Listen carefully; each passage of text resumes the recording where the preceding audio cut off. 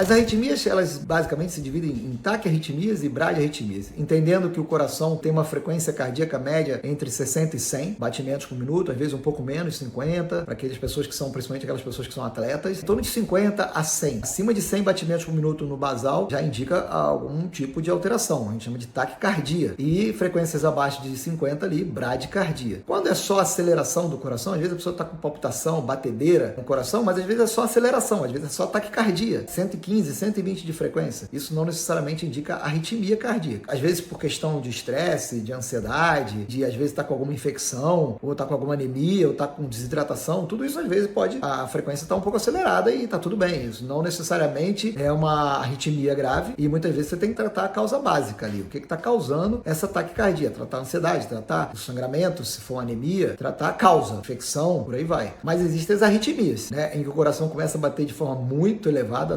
muito acelerada, frequências muito altas, acima de 150 batimentos por minuto, por exemplo, de forma súbita muitas vezes, ou então quando ele começa a bater de forma desregulada. Então ele começa a bater, você sente o pulso assim, ele está batendo totalmente desregulado. Normalmente o coração bate igual um reloginho, bem compassado, ritmado.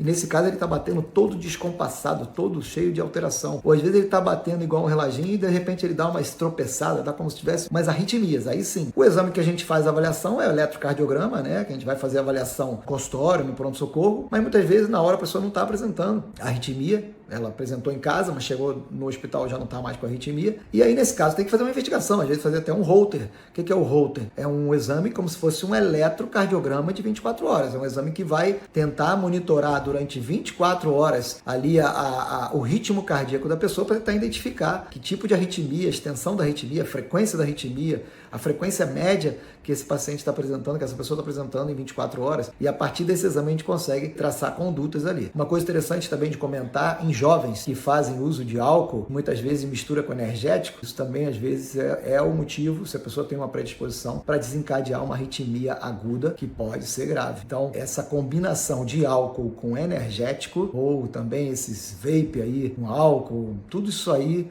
se a pessoa tem uma predisposição, aumenta muito o risco de ter uma arritmia cardíaca e às vezes uma arritmia fatal. Outra coisa importante comentar nos dias de hoje, com a questão do Covid, aumentou muito o diagnóstico de miocardite secundária ao Covid, e aí é necessário também que você faça uma investigação que a própria miocardite, seja pelo Covid ou por outro vírus, ou mesmo pela vacina. A gente sabe que tem vacinas que comprovadamente podem causar miocardite. Independente da causa, o que causou a miocardite pode desenvolver arritmias e pode desenvolver inclusive a insuficiência cardíaca. Então isso precisa ser considerado, monitorado, avaliado, que aí se torna uma coisa mais grave. E aí às vezes vai ter que entrar com medicamentos de uso contínuo e uso crônico.